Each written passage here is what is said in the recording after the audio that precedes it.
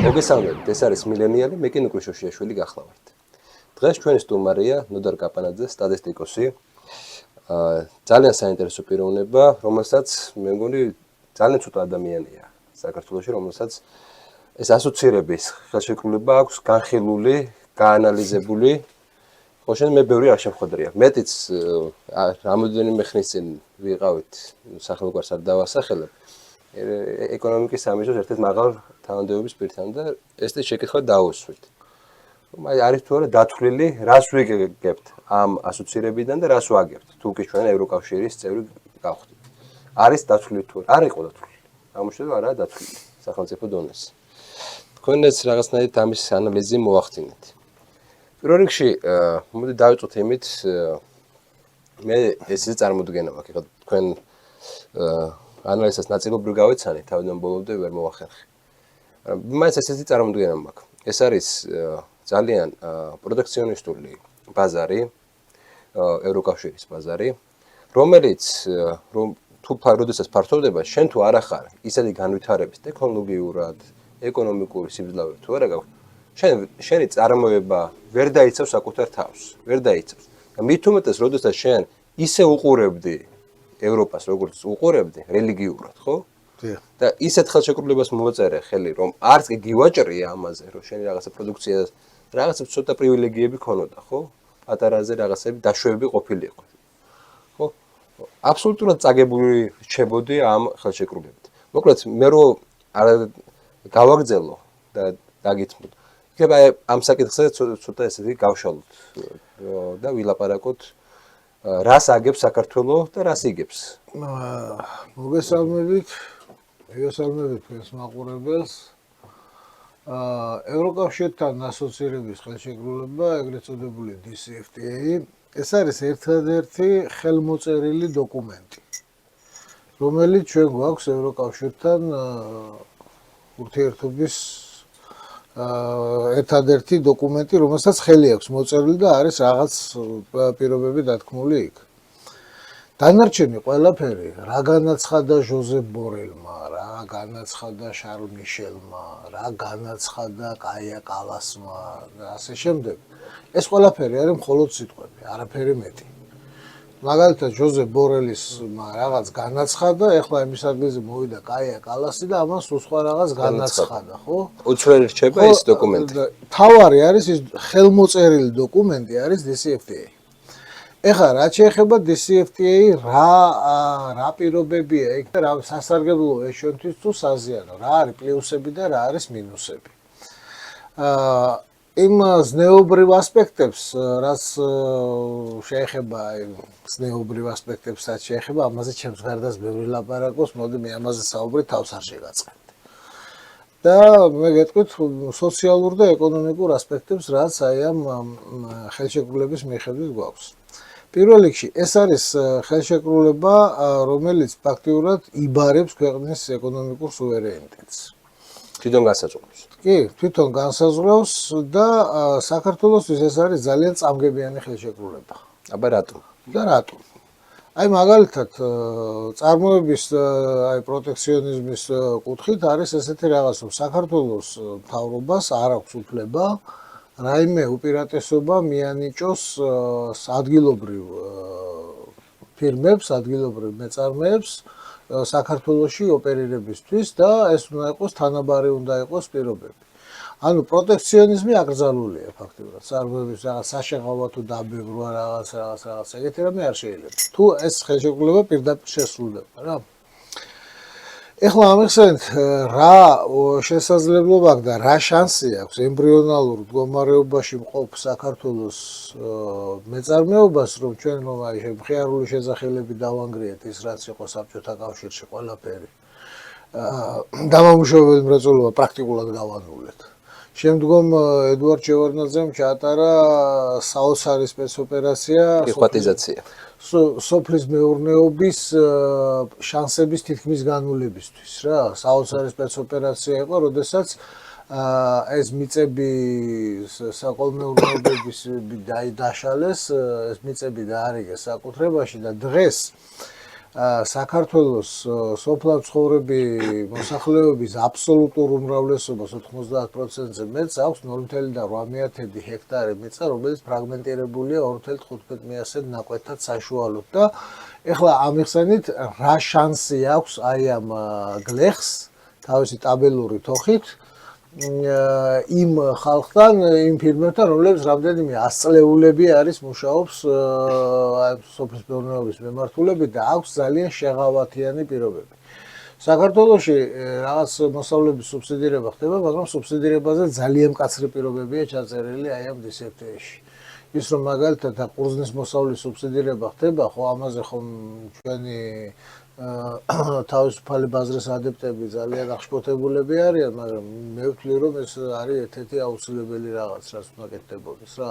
იგივე ყურძნის მოსავლის სუბსიდირება, თუნდაც იმიტომ რომ ეს საქართველოსთვის მხოლოდ სოფლის მეურნეობა არ არის, ცოტა უფრო მეტია. კულტურა იდენტობა.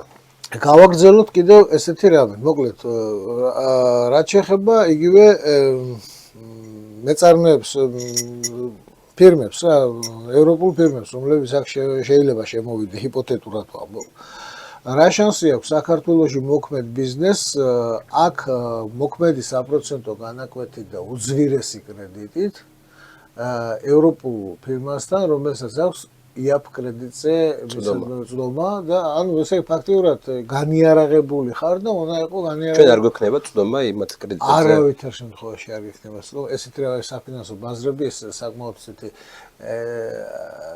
დახურული თემაა რა. რუსი არავინ არ გაგია არ შეგიშვებს ასეულად.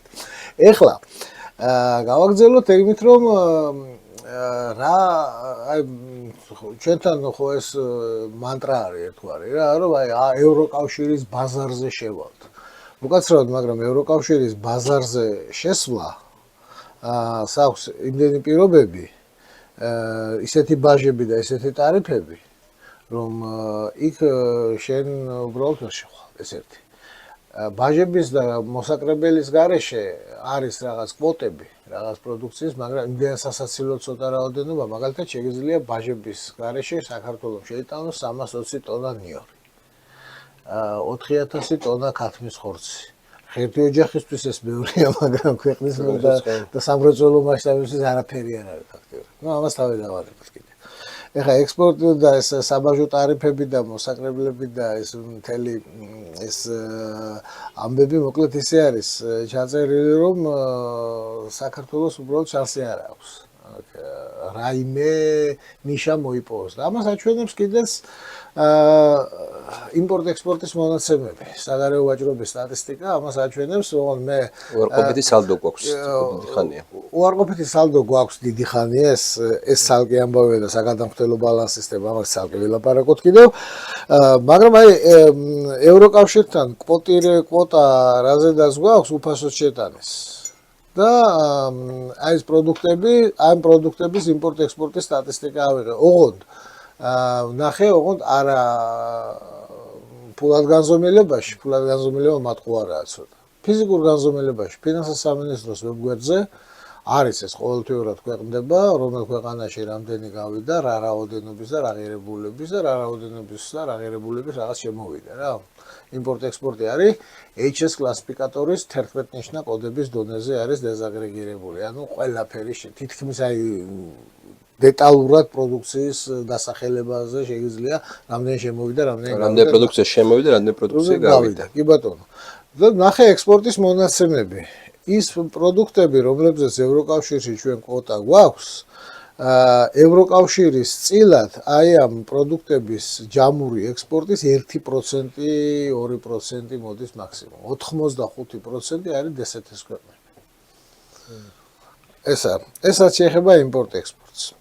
ეხლა საგარეო ვაჭრობაზე არის მეოთხე თავი არის, რომელიც არეგულირებს ამ საგარეო ვაჭრობას. DCFTA-ს ალბათ რუსეთი იგულისხმება ძირითადად. არა მხოლოდ, აზერბაიჯანი, სომხეთი, ყაზახეთი, უკრაინა გასაგები მიზეზების გამო ბოლო პერიოდში უკრაინას არასდროს აღარ ცხელა და ნუ ეს ზედა ნუ რუსეთი ყველაზე მსხვილი პარტნიორია რაზე საუბარი.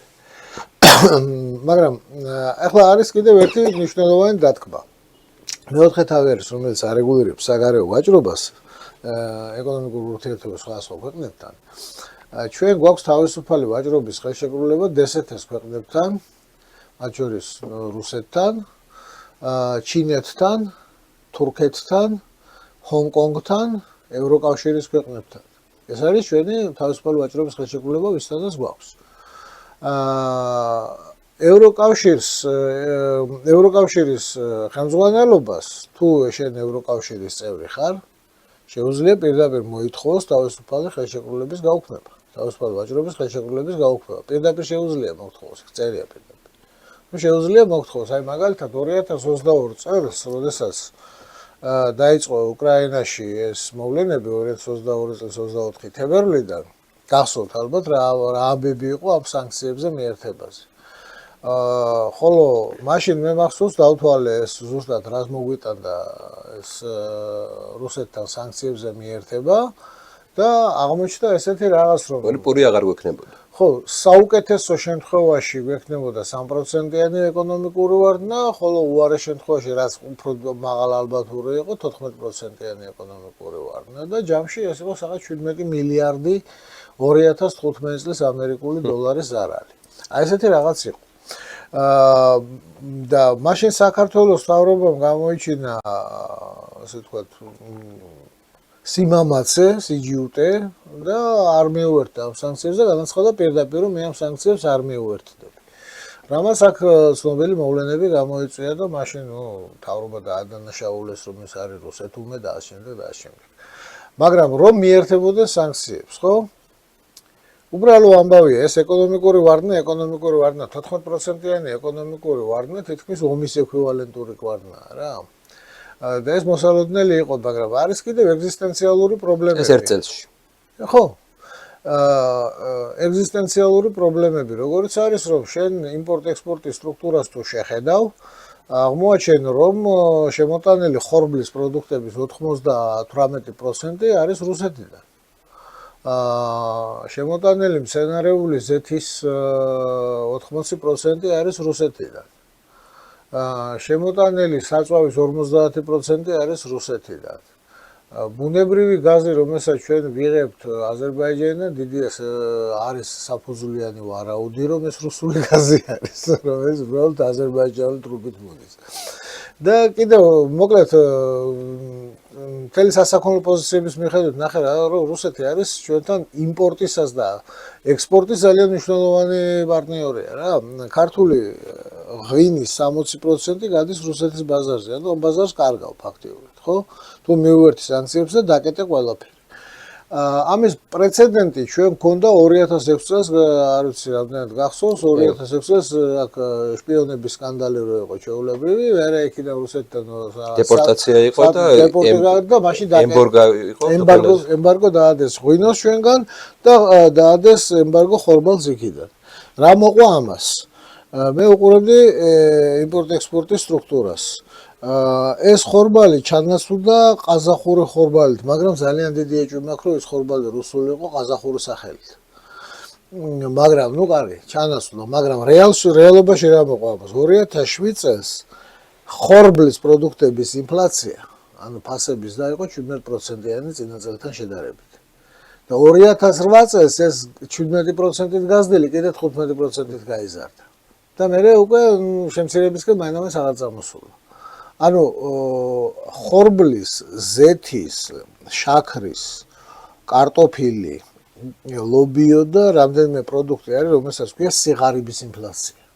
სიღარიბის მაგენერირებელი ინფლაცია. როდესაც ფასი იზრდება კარტოფილზე და ასე პირველადი მოხმარების საკვებზე, ეს ყველაზე მეტად ურტყავს ყველაზე უფრო ღარიბ ფენას რა. ნახე, შავხიზილალაზე ფასები 100.000 ჯერას თუ გაიზრდება, ხო, არ აქვს მნიშვნელობა არებისთვის, ხო, იმის შავი ხიზილალა იმის დიეტაში არ შედის, დიეტის კომპოზიციაში შავი ხიზილალა არ არის რა. მაგრამ პური, კარტოფილი, ზეთი და ესეთი რამეები არის პირველადი მოხმარების პროდუქტები რა. და ამიტომ ჩვენ ამ სიღარიბის მაგენერირებელ ინფლაციას ვერ ავწდებოდით. ხოლო ჩვენ რომ ეხლა ეგ ევროკავშირში უკვე ყოფილიყავით, მაშინ მათ შეეძლოთ იმპერატიულად მოეთხოვათ, რომ გაუქმეთ ეს ხელშეკრულება და შევერთით სანქციებს. და შედეგი გვექნებოდა ეს. ეხლა ამას კიდევ თავი დავანებოთ. არის იქ ვიღაცამ შეიძლება თქვას, რომ სამაგიეროდ ევროკავშირი ვალდებული იქნებოდა თვითონ შემოიტანა. ხო, მაგრამ საიდან და რა ფასად? ხორბლის დივერსიფიკაცია საიდან უნდა მომხდარიყო? ამერიკის შეერთებული შტატები და კანადა. ერთი იქიდან რა ფასად და მეორე რა ხარისხის. ჩვენ გვახსოვს 90-იან წლებში ხა თქვენ შეიძლება არ გახსოვთ, მაგრამ მე მახსოვს 90-იანებში რაღაც საშინელი ხარისხის ხორბალერობა რა და საშინელი ხარისხის პური ამერიკიდან შემოსული. საფურაჟი ხორბალი. და ესეთი რაღაც შეიძლება მოხდარიყო, ხო? და მათ შეეძლოთ ეს იმპერატიულად მოეთხოვათ. თუ აი აქ უკვე ვიქნებოდით ვალდებულებები თუ ყველაფერი აღებული გვექნებოდა. გავაგზავნოთ ახლა კიდევ იმით, რომ რა ხდება საქართველოში და რა წერია DCFTA-ში. იქ არის თავი მეორე ფიტოსანიტარიული ნორმები, ესე თქვია. ეს არის სოფლის მეურნეობის, მეცხოველეობის და მემცენარეობის უმკაცრესი რეგულაციის პრინციპები. აი მაგალითად რაღაც ტრასის პირას რომ მზის ტიპი და ყიდის ყველს ან ვაშლს ან რაღაცას ეს უკვე კრიმინალია. აი ამ წესით ეს არ შეიძლება აკრძალულია. ეს არ შეიძლება ასეთი რამე. ეგ კი არა. ეხლა ავსტრალიაში მიიღეს მგონი კანონი რომ საკუთარი წარმოების თუ ეს არ არის რაღაც რეგისტრირებული ლაბორატორიულად რაღაცა შენი 600 კვადრატული მეტრი რომ გაქვს და ეგ რომ მალინის ბუჩქი გიდგას და იმ მალინის ბუჩქისგან მურაბა გააკეთო ესეც კი ეკრძალება. აი ავსტრალიაში მიიღეს მგონი ეხლა კანონი ზუსტად თავს ვერ დავდებ, მაგრამ არ გამიკვირდება რომ ესეთი რამე მიიღო. რაღაც მსგავსი კანონები წერია აქ. ეხლა საქართველოში რა შვებით ამას, როდესაც მთლიანი დასაქმების 40% სოფელში საქართველოში არის სასოფლო თვითდასაქმება. საკუთარ მიწაზე რომ არის დასაქმებული ხალხი. ეხლა ეს მე არ ვამბობ რომ საუკეთესო დასაქმება. ეს არის დასაქმების ბოლო სადგური რა. ამის მერე იწყება უკვე შრომის საერთაშორისო ორგანიზაციის კრიტერიუმით უმუშევრობა. მაგრამ ის ხალხი, აი ახლა სასოფლო თვითდასაქმება თავის მიწის ნაკვეთზე მუშაობს და რაღაც მოსავალი მოყავს და რაღაც მეურნეობას ეწევა.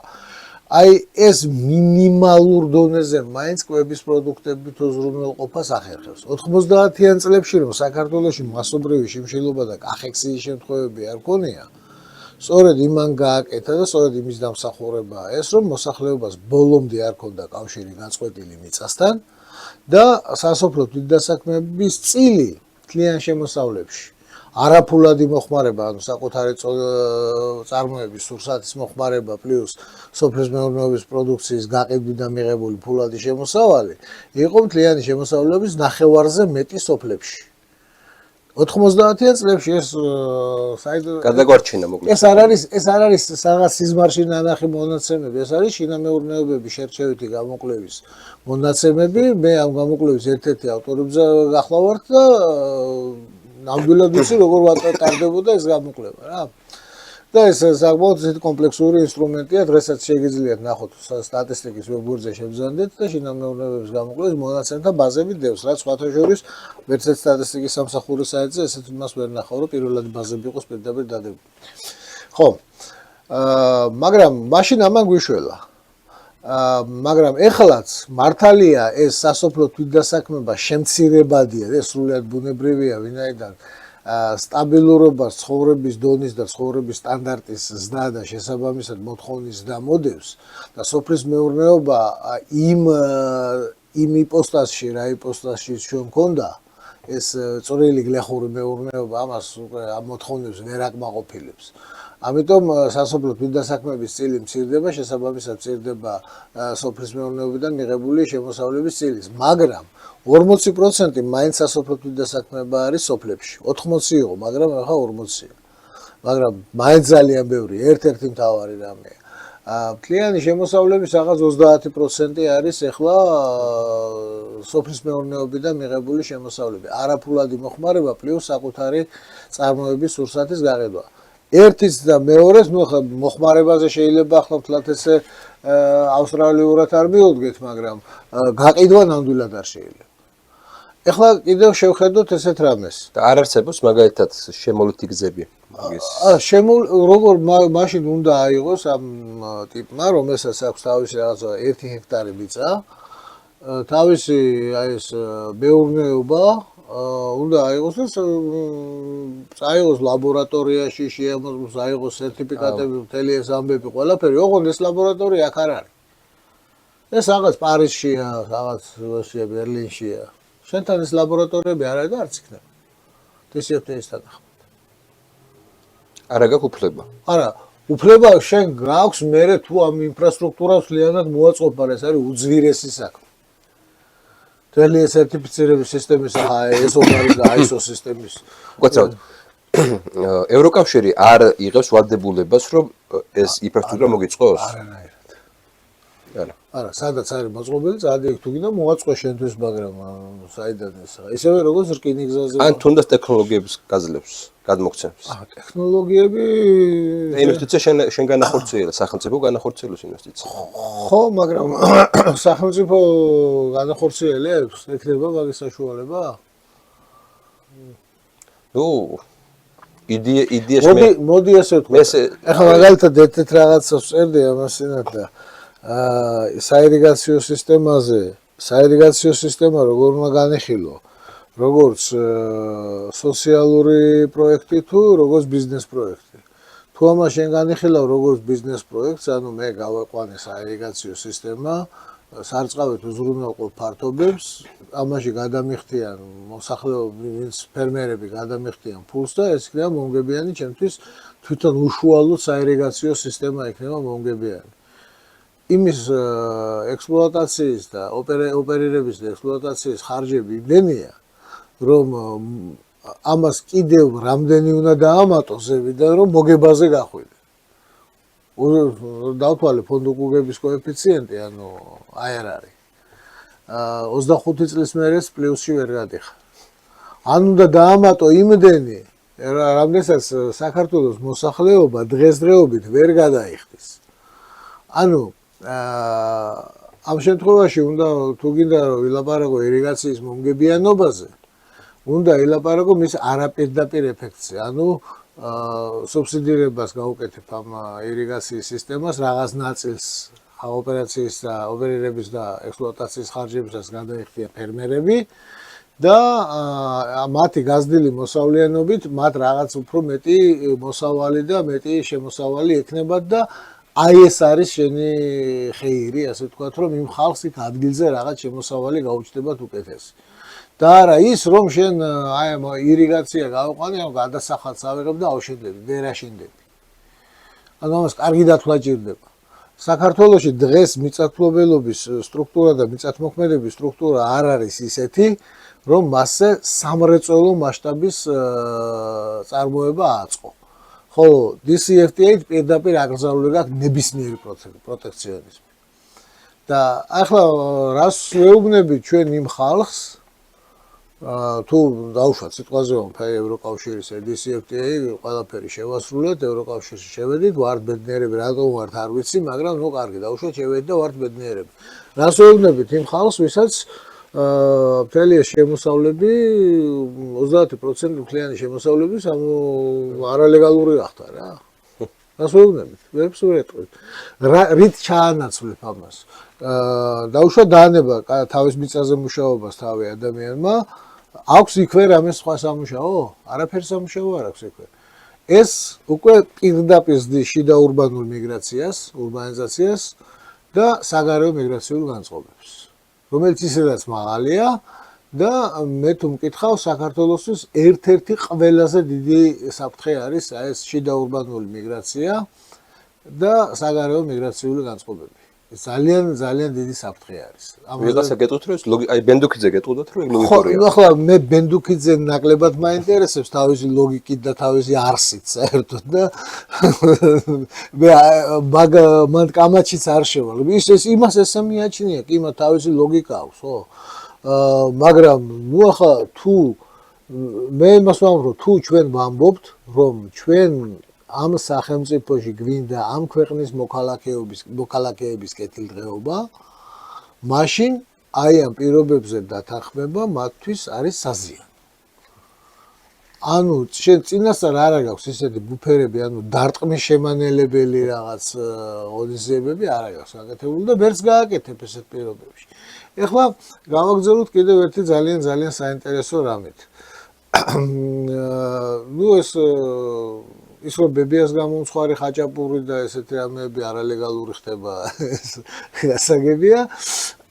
მაგრამ აი მაგალითად დღეს ეს უკვე დღესაც მოქმედებს. აი ეს ფიტოსანიტარიული ნორმების გამო აი ეს ვალდებულებები საკანონმდებლო დონეზე ასახული ვალდებულებები და შეგიძლია კითხოთ წვრილი ტურისტული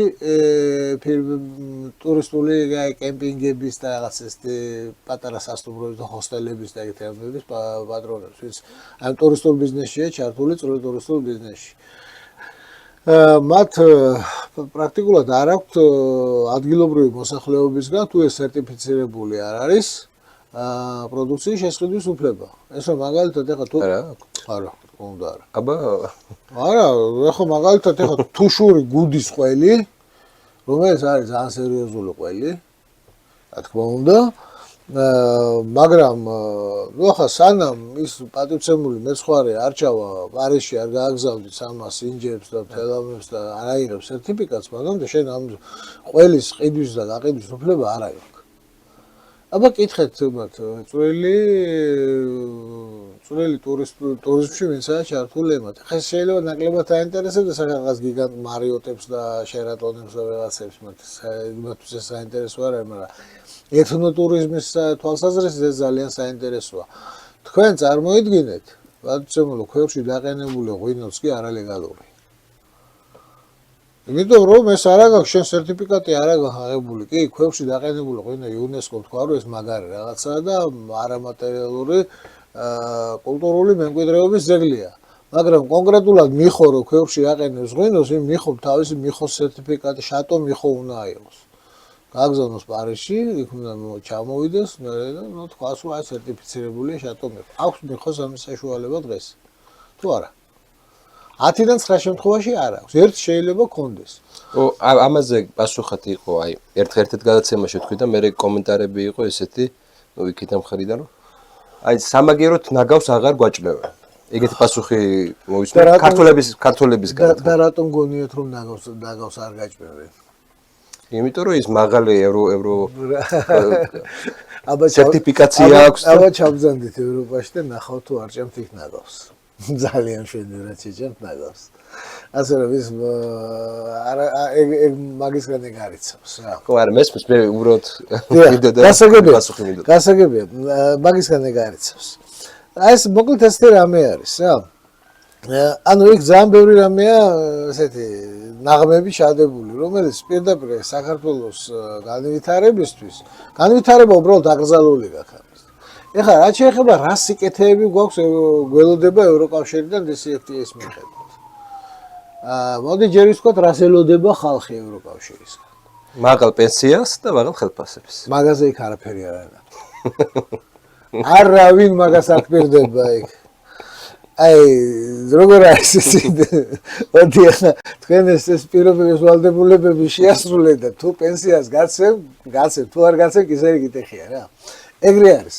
აი ეს არის. აი გახსოვთ, მოდიშეთ იყო ესეთი რეკლამები მეტროებში, ავტობუსებში.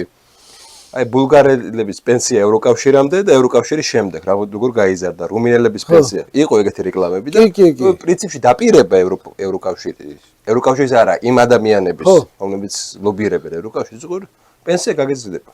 კარგი, მაგრამ მაშინ ახლა მითხარი სოფიაში რატომ ესროლეს მოლოტოვის კოქტეილები ევროკავშირის წარმომადგენლობას, თუ კი ასე პენსიები გააზარდა და ყველაფერი. ეხა იქ სხვა პრობლემებია გეტყვია რა. პრობლემები რაც არის, ისე პრობლემები ის არის, რომ ბულგარეთი სანამ იყო არსებობდა ვარშავის ხელშეკრულების ქვეყნები და ეს ურთიერთდახმარების საბჭო, ეკონომიკური ურთიერთდახმარების ორგანიზაცია, ბულგარეთი იყო სოფლის მეურნეობის ერთ-ერთი გიგანტი. და სოფლის მეურნეობა და კვების მრეწველობა იყო ბულგარეთში ძალიან მაგრად განვითარებული. შევიდნენ ევროკავშირში, სწორედ ამ ევროკავშირის მოთხოვნებით გაუქმდა, გაჩერდა პრაქტიკულად ეს კვების მრეწველობა, ვინაიდან ევროკავშირს ჰქონდა თავის პროდუქტები, საფრანგეთს, ესპანეთს, იტალიას, ანუ ძირ ევროკავშირს. აი კარლოს დიდის ეპოქის ევროპას რა. და ახლა ისტორიკოსები ბრძანდებით თქვენ და მგონი კარგად ის ძალიან შორს არ არის მანდედან წასული რომ იცოდეთ ეს დანარჩენი რამეები, ხო? ის კარლოს დიდის იმპერია თავისი, ნუ ახლა რაღაც ნაწილება დაშლილი არის, მაგრამ იდეა ისევე ის არის მაინც. სხვადასხვა ევროპას პრინციპში როგორც წარმოუდგენიათ, კი. განვითარებული სულ კარლოს დიდის იმპერიას ემთხვევა. კი, განვითარებული ევროპა. სხვათა შორის ეგრეა. დააგვირდით ეს იყო კარლოს დიდის იმპერია იყო ევროკავშირის პირველი ვერსია. ეს არის, მოდი თქვა ტერიტორიები, ესაა საფრანგეთი, ესაა ბელუქსი, ეს არის დღევანდელი გერმანია, ჩრდილოეთ იტალია. შვეიცარია და ნუ ავსტრიის. ხო, ავსტრია, უნგრეთი. უნგრეთი. კი ბატონო, ხო, პირველი ვერსია იყო კარლოს დიდის იმპერია, მეორე იყო გერმანელი ხალხის რომის საღვთო იმპერია, მესამე იყო ნაპოლეონი, მეოთხე იყო ჰიტლერი. ევროკავშირები. სხვა დანარჩენი არის უბრალოდ ისე. სხვა დანარჩენი ახლა სახელმწიფოები, ნუ საფრანგეთი როგორც სახელმწიფო ცალკე ჩამოყალიბდა ასლიანი ომის შემდეგ. მანამდე იყო აკვიტანია იყო ცალკე იყო პროვანსი ცალკე გაერთიანდა როგორც სახელმწიფო როგორც ერთი გული ეგ არის რა მაგ შუა საუკუნეებიდან ეგ ზემოდის ესპანეთი დღესაც არ არის ბოლომდე ჩამოყალიბებული და ნუ ნახეთ ამას სინათაც ხდებოდა ეგ კასტილიაში და ბარსელონაში და კატალონიაში და ასე შემდეგ ხო მაგრამ მაგას თავი დავანებ მოკლედ ეს სოფლის მეურნეობაზე ვთქვით, მოკლედ განვითარება გაქვს აკრძალული. პენსიებს არავინ არ ჰპირდება, არც მაღალ ხელფასებს არ ჰპირდება არავინ. სამაგიეროდ განათლების რეგულირებაში არის ესეთი რაღაც, რომ შენ არა გაქვს უფლება აქ რაიმე პროტექციონისტული პოლიტიკა განათლებაში. არანაირი უფლება არ აქვს პროტექციონისტული პოლიტიკა აწარმოო, რომ შენთან რაღაც კადრები მოამზადო, ვერ ეს კადრი თუ ნაკრა ფეხი და გაიქცას რაღაც იმას. შენ არანაირი უფლება არ გაქვს და გააჩერო. ანუ როგორ რაღაც არის ისიც რომ მკითხულობ ამ ხელშეკრულებას, რომ შენში თუ ვინმე ჭკვიანი გამოჩნდა, მე წავიყვან. გამოვიყენე ბოლომდე. მე გამოწვეული ლიმონივით საპენსიო ასაკში დაგიბრუნებ მეოთხე პენსიას მე არ დავუნიშნო, შენ დავუნიშნო.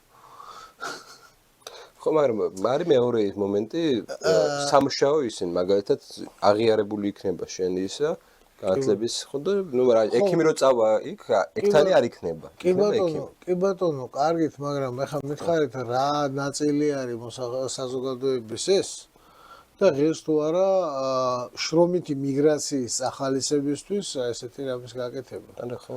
ხო, ის რომ ეგ არის პრინციპში საქართველოს დაცლის ერთ-ერთი კი, მე თუ მკითხავთ, ერთ-ერთი აი განათლების სამინისტროს თანამშრომელი შვილი თუ უცხოეთში იღებს განათლებას, ის განათლების სამინისტროს თანამშრომელი სამინისტროში არ უნდა გააჩერო. რატომ იღებს უცხოეთში განათლებას? აქ რატომ არ აქვს სისტემა ისეთ რომ განათლება მიიღოს? ხო? და ესეთი რამეები. მაგას სხვა სახელმწიფო ჭირდება. ხო, ამას ჭირდება სახელმწიფოს მონაწილეობის გარეშე ასეთი რამეები არ კეთდება. ევროკავშირის გაერთიანებაში ყველა სახელმწიფო თავის თავზე ზრუნავს. ეს ძირი სახელმწიფოები, ხოლო შენ ხარ როგორც პროგრამის დამატება, თუ შენთან რამე კარგი გამოჩნდა, ამას ჩვენ გამოვიყენებთ რა თქმა უნდა და ნუ მოკლედ ამ სუფრაზე ჩვენ კერძებად ვართ დაპატიჟებული რა. ჩვენ არ ოფიციენტადაც არა ვართ მეწვეული. კარგით, აი კიდევ ერთ არგუმენტს მოვიყვან, იქით მხარეს რაც არის. უსაფრთხოება. უსაფრთხოებას არანაირად არაფერში არ ჰპირდება ევროკავშირი. ევროკავშირს არ აქვს თავის შეიარაღებული ძალები და სამხედრო უსაფრთხოებაზე იქ საერთოდ არ არის საუბარი არაფერზე და არავინ არაფერს არ ჰპირდება უსაფრთხოების თვალსაზრისით.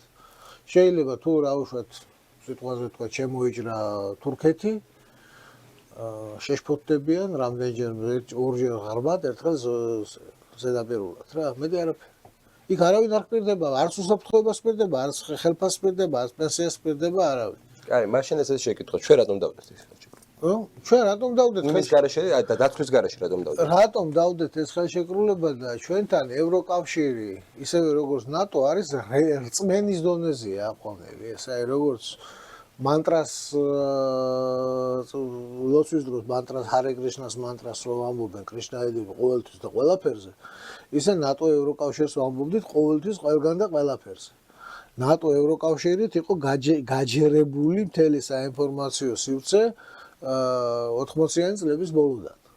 ხო, მაგრამ აი თქვენ ახლა როგორც ახსენეთ, ესე რომ აიხსნა სახელმწიფოს თავის მოქალაქეებით. უნდა აიხსნა. ხო, იგივენაირად არ იქნებოდა ეს განწყობა. უნდა აიხსნა და დღესაც არ არის გვიან და ნებისმიერ და არასდროს არ არის გვიან საერთოდ ამის ახსნა და ამაზე საუბარი სათითაო მუხლად უნდა გაყვე მაგას. აი ეს ხო ვნახეთ 432-მე მუხლს აქვს თავისი კომენტარები და წერილი. და სათითაო მუხლად უნდა გაყვეთ, უნდა გაყვეთ და უნდა აუხსნა ხალხს რომ ესე არ არის ბატონებო რა ჩვენ რო ვიძახეთ რომ ჩვენ ევროკავშირში მაღალი პენსიები და ხელფასები გვინდა უკაცრავად ამაზე იქ არავინ არ კვირდება ამას.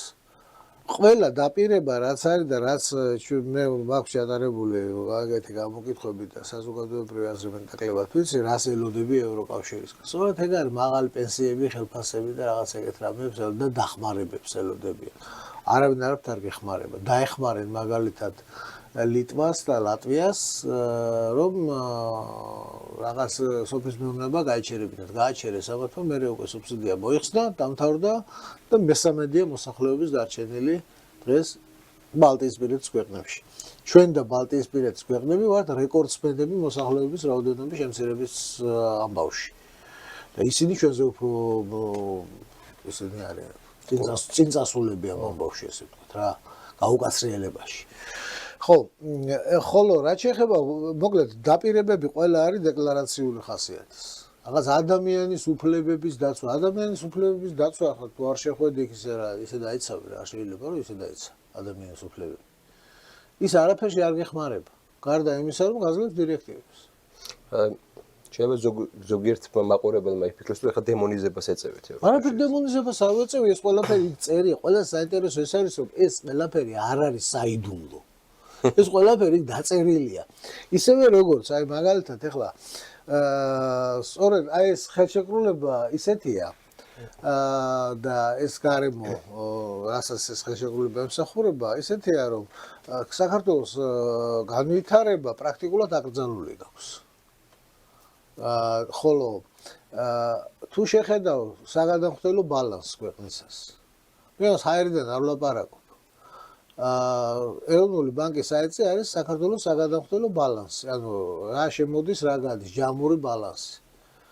და ეს ბალანსი 2000 წლიდან დევს მონაცემები. მანდეც არის, მაგრამ ეს არქივშია.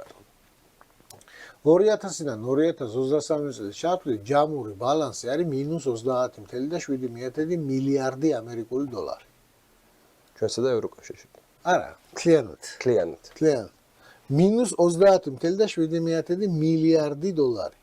ანუ შენ ქვეყანაში პრაქტიკულად არ აქვს ესეთი შემაგუბებელი მექანიზმები, რომ ეს შექმნილი დამატებული ღირებულება ამ ქვეყანაში დარჩეს და არ გაფრინდეს პირდაპირ. ამისთვის სჭირდება ტურიზმი მათ შორის, ხო? ის რეალურად ის რა შემოდის ძირითადად. თვითონ ტურიზმსაც გააჩნია, ხა ტურიზმი თუ შემოდის აქ და იმას შენ თურქულ პომიდორს და ესპანურობას მანდარინს აჭმევ, ის სასტუმროში რო შედის და იქ თურქული, აი ბალიში, მანჯა ხო, რა თქმა უნდა.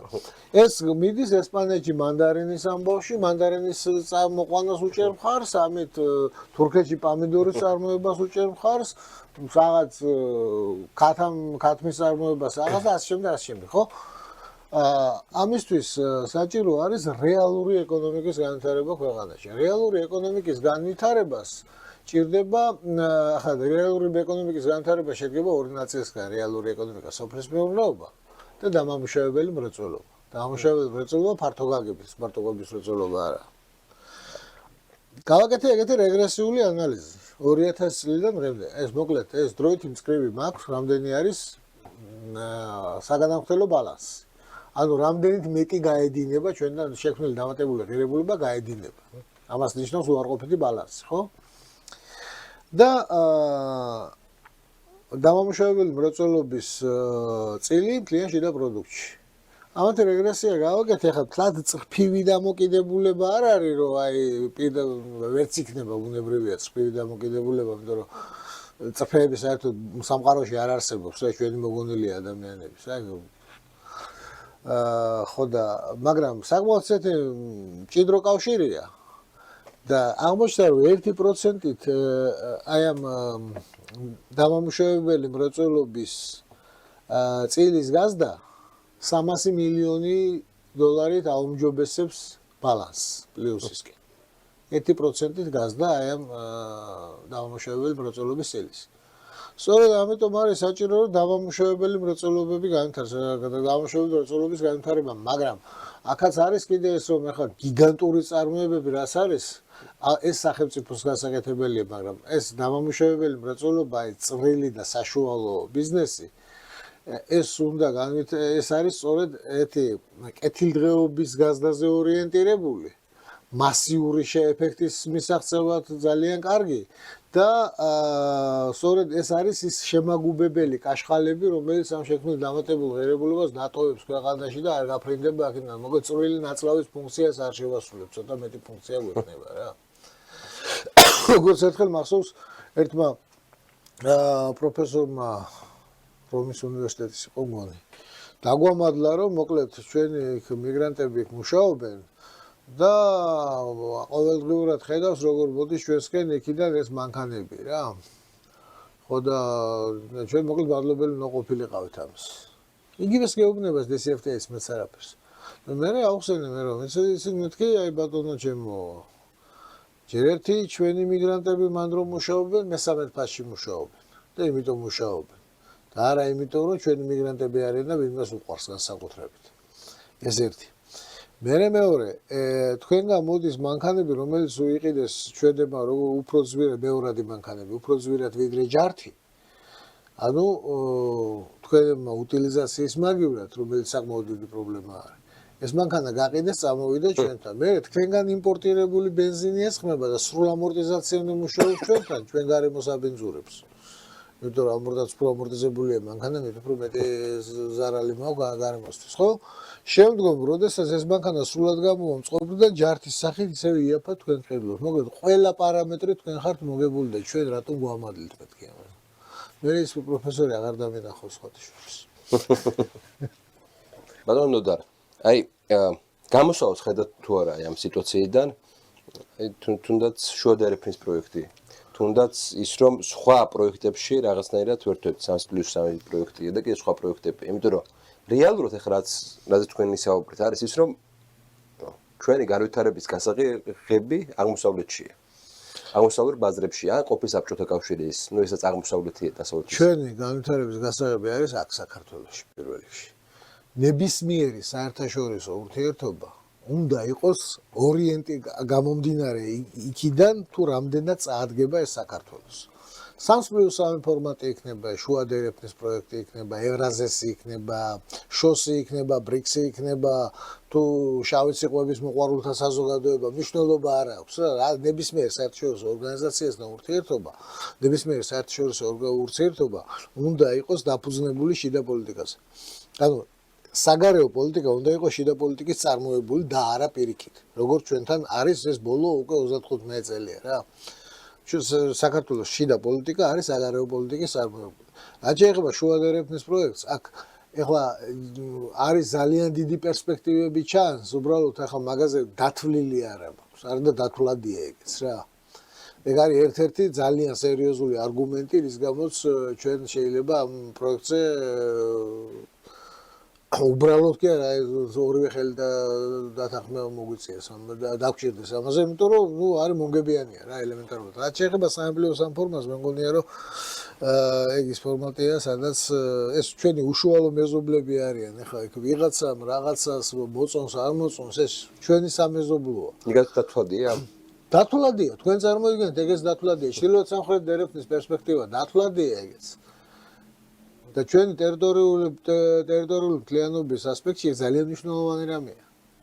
აქ დათვლადია ყველაფერი, უბრალოდ ამას სჭირდება რაღაც, ფინანსებთან ერთად სჭირდება რაღაც ინფორმაცია არსებობს. იმედია თქვენთვის საინტერესო იყო ეს გადაცემა.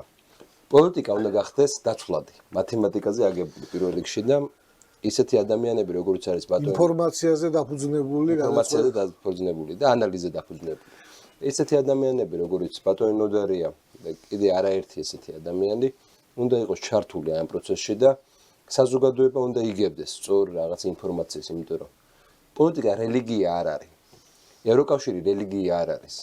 ყველაფერი არის ძალიან რაღაც პრაგმატულ პოლიტიკაზე დაყვანილი დღეს უკვე. ამიტომ ჩვენც უნდა გადავეწოთ ამას. დაწერეთ კომენტარები, დაწერეთ თქვენი მოსაზრებები, ვისაუბროთ ამაზე და განვიხილოთ ეს საკითხები. მადლობა ყურადღებისთვის, მოვალ შეხვედრამდე.